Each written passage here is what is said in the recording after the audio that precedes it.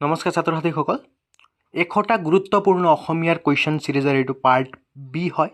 তোমালোকক অলৰেডি মই 50টা কুৱেশ্যন ইউটিউবত আপলোড কৰি দিছোঁ, তোমালোকে গৈ পেলাই চাব পাৰা। যদি তোমালোকে এতিয়ালৈকে চোৱা নাই, মই লিংকটো ডেছক্ৰিপশ্যনত দি দিম, তোমালোকে গৈ পেলাই চাব পাৰা। চ' আজি মই 51 নম্বৰ কুৱেশ্যনৰ পৰা 3 মাৰ্কৰ কেইটামান কুৱেশ্যনবিলাক তোমালোকক দিবলৈ গৈ আছোঁ। মই ইতিমধ্যে 1 আৰু 2 নম্বৰৰ 50টা কুৱেশ্যন অলৰেডি মই দিছোঁ। চ' প্ৰথমতে তোমালোকে 51 নম্বৰ কুৱেশ্যন 3 মাৰ্কৰ কাৰণে এইটো কুৱেশ্যন চাই ল'বা। উদ্যোগী পুৰুষ শিঙৰ সমান, এলেহুৱা কাপুৰুষৰ নিচান। শিক্ষকগৰাকীয়ে কিয় এইদৰে ক'লে বুজাই লিখা। উত্তৰটো তোমালোকে লিখিবা। শিক্ষকগৰাকীয়ে উদ্যোগী পুৰুষক শিঙ আৰু এলেহুৱা কাপুৰুষৰ লগত তুলনা কৰিবলৈ যোৱাৰ প্ৰসংগত উক্ত কথাফাকি উল্লেখ কৰিছে। শিক্ষকগৰাকীয়ে উদ্যোগী ব্যক্তি আৰু এজন এলেহুৱাৰ মাজত থকা ক্ষুদ্ৰ ব্যৱধানটোক এলাহ বুলি অভিহিত কৰিছে। উদ্যোগী লোকে জীৱনৰ বাটত আগবাঢ়ি যাওঁতে সাহসেৰে আগবাঢ়ি যায়, যিকোনো কাম কৰিবলৈ সাজু হৈ থাকে আৰু কেতিয়াও পিছুৱাই নাহে। তেওঁ নিজকে প্ৰতিষ্ঠা কৰাৰ লগতে সমাজৰ ভেটি সুদৃঢ় কৰাৰ অৰিহণা যোগায়। তাৰ বিপৰীতে এলেহুৱা লোকসকলে কাম কৰাৰ ভয়তে সদায় পিছুৱাই থাকে আৰু তাৰ ফলত তেওঁলোক অধিক অকৰ্মণ্য আৰু কৰ্মভীৰু হৈ পৰে। এইদৰে উদ্যোগী পুৰুষ সিংহ সদৃশ আৰু এলেহুৱা লোকসকল কাপুৰুষৰ প্ৰতীক স্বৰূপ হৈ পৰে। ইমান লিখিলে তোমালোকৰ 3 নম্বৰ এটা ধুনীয়াকৈ পাই যাবা। মই ইতিমধ্যে তোমালোকক জনাইছোঁ 100টা ইম্পৰ্টেণ্ট কুৱেশ্যন এনচাৰ মই আলোচনা কৰি আছোঁ। ইয়াত তোমালোকৰ ইম্পৰ্টেণ্ট কুৱেশ্যন হয়, এইবিলাক তোমালোকে চাই পেলাই যাবা। ইয়াৰ পৰা বহুকেইটা তোমালোকৰ কমন পৰি যাব। আৰু লগতে পাঠৰ ভিতৰৰ পৰা লগতে বাহিৰৰ পৰা দিছোঁ। মই কণ্টিনিউ তোমালোকৰ এক্সামলৈকে মই যিমান পাৰোঁ মোৰ ফালৰ পৰা সহায় কৰি যাম। সেইবাবে তোমালোকে চেনেলটো ছাবস্ক্ৰাইব কৰি ৰাখিবা। ছাত্ৰ ছাত্ৰীসকলক উদ্যোগী হিচাপে মানসিকভাৱে প্ৰস্তুত কৰি ৰাখিবলৈ কি কৰিব পৰা যায়। উত্তৰটো লিখিবা তোমালোকে। বৰ্তমান জনবিস্ফোৰণৰ ফলস্বৰূপে সকলো ছাত্ৰ ছাত্ৰীকে চৰকাৰে চাকৰি দিব নোৱাৰে। গতিকে ছাত্ৰ ছাত্ৰীসকলক কেৱল চাকৰিমুখী নকৰি উদ্যোগী হিচাপে প্ৰস্তুত কৰি তোলাটো সময়ৰ আহ্বান।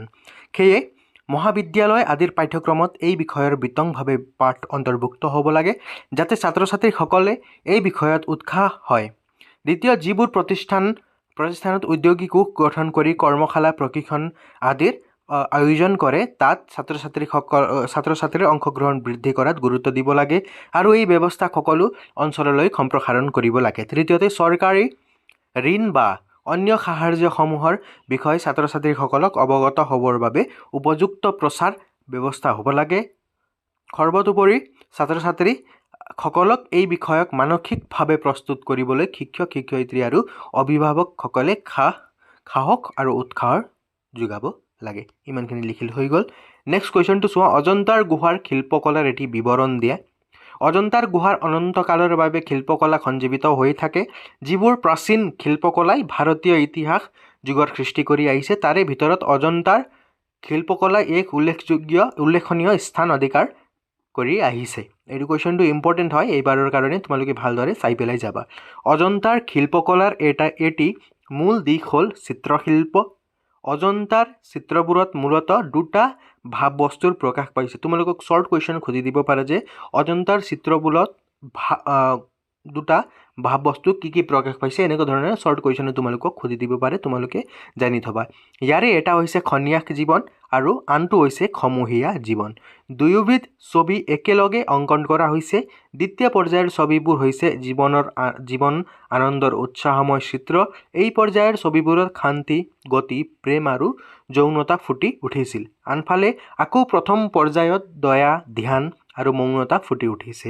ভাৱবস্তুৰ ফালৰ পৰা দুয়োবিধ ছবিৰ দুখন সুকীয়া জগত ফুটি উঠিছে, যদিও এই জগত দুখন পৃথকভাৱে অংকিত হোৱা নাছিল। দুয়োবিধ ছবিতে পুৰুষ মহিলা শিশুকে ধৰি বিভিন্ন ভংগীমাত একে ঠাইতে অংকন কৰা হৈছিল। ইয়াত শিল্পীৰ শিল্পজাত আৰু বাস্তৱ জীৱনৰ মাজতে সুন্দৰ সমন্বয়ৰ সৃষ্টি হৈছিল। ইয়েই অজন্তাৰ চিত্ৰশিল্পৰ গৌৰৱ। এইটো কুৱেশ্যনটো ইম্পৰ্টেণ্ট হয়, তোমালোকে ভালদৰে ইয়াৰ উত্তৰটো চাই ল'বা। নেক্সট কুৱেশ্যনটো চাবা তোমালোকে। সকলো আৰ্টৰ মূলতে দুটা বিপৰীত পন্থাই কাম কৰা দেখা যায়।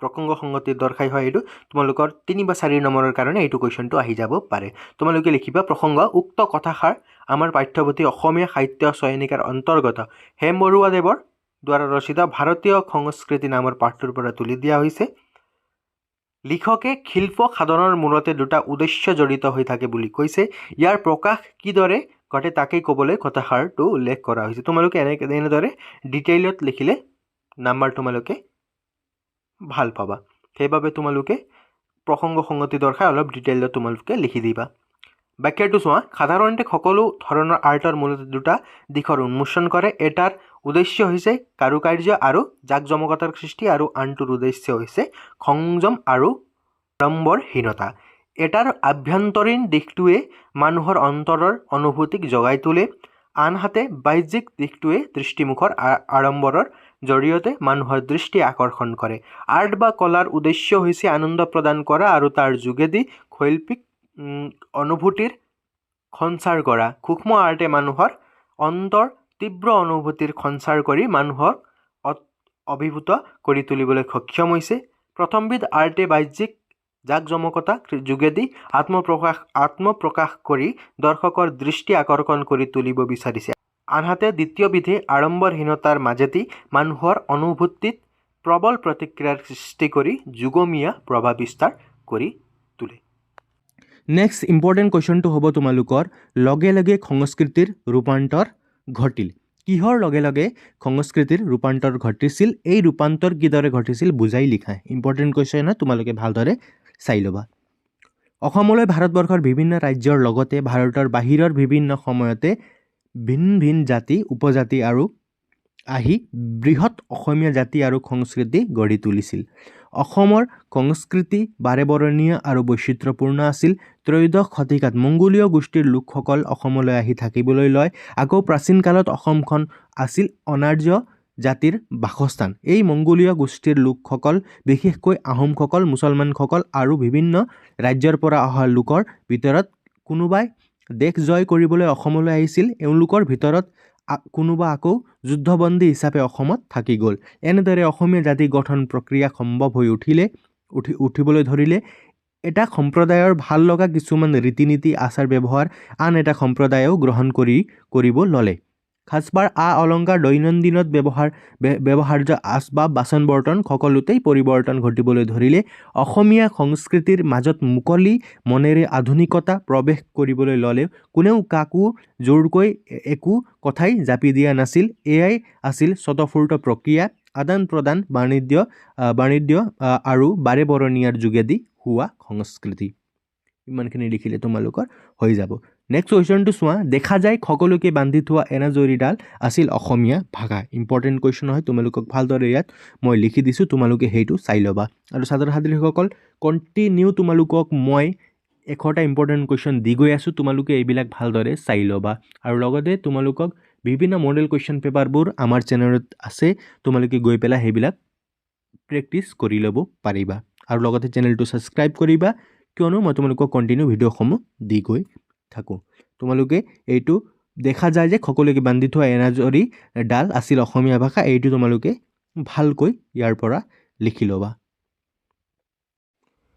নেক্সট কুৱেশ্যনটো চোৱা ক্ৰিকেট খেলুৱৈ যুৱৰাজ সিঙে অৰুণিমাক কেনেদৰে অনুপ্ৰাণিত কৰিছিল ইম্পৰ্টেণ্ট কুৱেশ্যন ছাত্ৰ ছাত্ৰীসকল চাই ল'বা তোমালোকে ইয়াৰ উত্তৰটো লিখিবা যুৱৰাজ সিং ভাৰতীয় ক্ৰিকেট দলৰ এজন আগশাৰীৰ খেলুৱৈ এই মহান খেলুৱৈজন কৰ্কট ৰোগত আক্ৰান্ত হৈছিল কৰ্কট ৰোগত আক্ৰান্ত যুৱৰাজ সিঙে নিজৰ অদম্য মানসিক শক্তিৰে সেই বেমাৰৰ পৰা আৰোগ্য লাভ কৰি নিজৰ লক্ষ্য পূৰণৰ বাটত আগুৱাই যাবলৈ সক্ষম হোৱাটো অৰুণিমাই দেখিবলৈ পাইছিল যুৱৰাজে দেখুৱাই দিছিল যে মনৰ বল আৰু আত্মবিশ্বাস থাকিলে শাৰীৰিক বাধাই কোনো প্ৰতিৰোধৰ সৃষ্টি কৰিব নোৱাৰে আৰু জীৱন পথৰ বাটটোত একোৱে বাধা দিব নোৱাৰে যুৱৰাজৰ এনে আদৰ্শই অৰুণিমাক মনোবল অটুট ৰাখি আগবাঢ়ি যোৱাত সহায় কৰিছিল ইম্পৰ্টেণ্ট কুৱেশ্যন হয় তোমালোকে ভালদৰে চাই ল'বা নেক্সট কুৱেশ্যনটো তোমালোকে চাবা কামত ল'ৰা ছোৱালী বুলি ভাগ নাই যেনেকৈ কাম ভাগ কৰি দিছোঁ তেনেকৈ কৰা এই কথাষাৰৰ বক্তা কোন তেওঁ কিয় এই কথাষাৰ ক'বলগীয়া হৈছিল আঁতিগুৰি মাৰি লিখা উত্তৰটো তোমালোকে এনেকৈ লিখিবা এই কথাষাৰৰ বক্তা আছিল পাহি পলহঁতৰ অংকৰ শিক্ষক ৰঞ্জিত হাজৰিকা ছাৰৰ কাজিৰঙা অভয়াৰণ্যলৈ গৈ থকা অৱস্থাতে বাছৰ ভিতৰত ভিতৰতে শিক্ষকসকলে ছাত্ৰ ছাত্ৰীৰ মাজৰ পৰা নেতা নেত্ৰী পাতি দিছিল। পাহি আৰু বিদিশাক দায়িত্ব দিয়া হৈছিল বাছত থকা ছাত্ৰ ছাত্ৰীৰ সংখ্যা গণনা কৰিবলৈ আৰু অসুবিধাসমূহলৈ মন দিবলৈ। নৱম শ্ৰেণীৰ সৌৰভ আৰু আফতাবক দায়িত্ব দিয়া হৈছিল খাদ্য বস্তুৰ পেকেট আৰু পানীৰ বটল সকলোৰে মাজত সমভাৱে বিতৰণ কৰিবলৈ। সৌৰভে কামটো টান পাই কৈছিল, পাহি আৰু বিদিশাই খাদ্যবিলাক আমি সিহঁতক দিয়া কামটো কৰোঁ, কাৰণ আমি লগৰীয়াবোৰে উৎপাত কৰিলে শাসনো কৰিব পাৰিম বুলি অসুবিধাবোৰলৈও মন দিব পাৰিম। আফতাবে সৌৰভৰ কথাত হয়ভৰ দিছিল। তেতিয়া অংকৰ শিক্ষক ৰঞ্জিত হাজৰিকা ছাৰে খং উঠি উক্ত কথাষাৰ কৈছিল। ইম্পৰ্টেণ্ট কুৱেশ্যন, তোমালোকে ভালদৰে ইয়াৰ উত্তৰটো চাই ল'বা। নেক্সট কুৱেশ্যনটো চাবা তোমালোকে, ইৰাণীসকলৰ নৱবৰ্ষ উৎসৱৰ বিৱৰণ দিয়া। ইম্পৰ্টেণ্ট কুৱেশ্যন হয়, এবাৰ বহুতো তোমালোকৰ প্ৰি টেষ্টত এইটো কুৱেশ্যনটো আহিছে, তোমালোকে ভালদৰে চাই ল'বা। 3 বা 4 নম্বৰৰ কাৰণে সেইটো তোমালোকক দি দিব পাৰে। উত্তৰটো লিখিবা এনেদৰে, বসন্তৰ মনোৰম দিনৰ আৰম্ভণিতে ইৰাণীসকলে তেওঁলোকৰ নৱবৰ্ষ অৰ্থাৎ নৱৰোজ পালন কৰে। বসন্তৰ মনোৰম দিনৰ আৰম্ভণিতে ইৰাণীসকলে তেওঁলোকৰ নৱবৰ্ষ অৰ্থাৎ নৱৰোজ পালন কৰে। 2 সপ্তাহ জুৰি উদযাপন কৰা এই উৎসৱ আৰম্ভ হয় বসন্তৰ প্ৰথম দিনটোতে। তোমালোকে 1 নম্বৰীয়া কুৱেশ্যন সুধি দিব পাৰে, তোমালোকে ভালদৰে চাই ল'বা। যেতিয়া সূৰ্যই বিষুৱ ৰেখা অতিক্ৰম কৰে, নৱবৰ্ষৰ সময়ত বুশ্বেৰৰ স্কুল, কলেজ, চৰকাৰী কাৰ্যালয়, হোটেল আদি সকলোতে শিবিৰ স্থাপন কৰা হয়, যাতে ইৰাণীসকলে ভালদৰে নৱবৰ্ষ উদযাপন কৰিব পাৰে। নৱবৰ্ষ উদযাপন উপলক্ষে তেওঁলোকে সকলোৱে নতুন কাপোৰ পৰিধান কৰে, বহুতো পিঠা পনা বনায়। নৱবৰ্ষৰ এই উৎসৱৰ বহুতো বিষয় সামৰি লোৱা হয়। বিষয়সমূহ হ'ল চহৰখনৰ পৰিৱেশ আৰু নিজকে চাফ চিকুণ কৰা, শত্ৰুভাৱ দূৰ কৰি সকলোৰে লগত বন্ধুত্ব স্থাপন কৰা, অগ্নিশিখা প্ৰজ্বলন কৰা, নদী বা সাগৰৰ অভিমুখে যাত্ৰা কৰা ইত্যাদি। ছেকেণ্ড পেৰাগ্ৰাফত লিখিবা তোমালোকে, এই উৎসৱৰ সময়ত যিকোনো পাৰ্চী গৃহতে টেবুল বা কাৰ্পেটৰ ওপৰত এখন সুন্দৰ কাপোৰ পাৰি 7বিধ খাদ্যবস্তু সজোৱা হয়। এই 7বিধ খাদ্যৰ কাষত পবিত্ৰ কোৰাণ আৰু হাফেজৰ কবিতা পঢ়ে। বছৰৰ শেষ বুধবাৰে ৰাজহুৱা স্থানত মেজি জ্বলাই জুইৰ ওপৰেৰে পাৰ হৈ প্ৰাৰ্থনা কৰে আৰু জুইৰ পোহৰত কাঁহী বাতি বজায় আৰু মানুহৰ ঘৰে ঘৰে গৈ আতিথ্য গ্ৰহণ কৰে।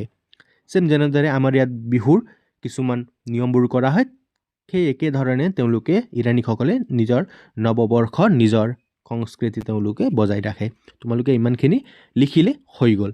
আৰু লগতে তোমালোকে আজি মই 10টা তোমালোকক 3 বা 4 নম্বৰীয়া কুৱেশ্যনবিলাক দিলোঁ। মই নেক্সট পাৰ্টত তোমালোকক 61ৰ পৰা 100লৈকে গোটেইকেইটা কুৱেশ্যনকেইটা তোমালোকক দি যাম। তাত মই 1 নম্বৰীয়া, 2 নম্বৰীয়া, 3 নম্বৰীয়া, 4 নম্বৰীয়া গোটেইকেইটা কুৱেশ্যনে মই তোমালোকক তাত দি পেলাই এইটো ছিৰিজ ইয়াতে শেষ কৰি দিম। আৰু লগতে তোমালোকক আৰু মডেল কুৱেশ্যন পেপাৰ মই বনাই আছোঁ, সেইবিলাক মই তোমালোকক লাহে লাহে এদিনকৈ তোমালোকক আপলোড দি থাকিম। সেইবাবে তোমালোকে চেনেলসমূহত এই ভিডিঅ'সমূহ পাই থাকিবলৈ তোমালোকে চেনেলটো ছাবস্ক্ৰাইব কৰি ৰাখিবা। ধন্যবাদ। ভালকৈ পঢ়া শুনা কৰিবা, কেৱল পঢ়া এইটোৱেই বস্তু তোমালোকে মনত ৰাখি পেলাই পঢ়ি থাকিবা।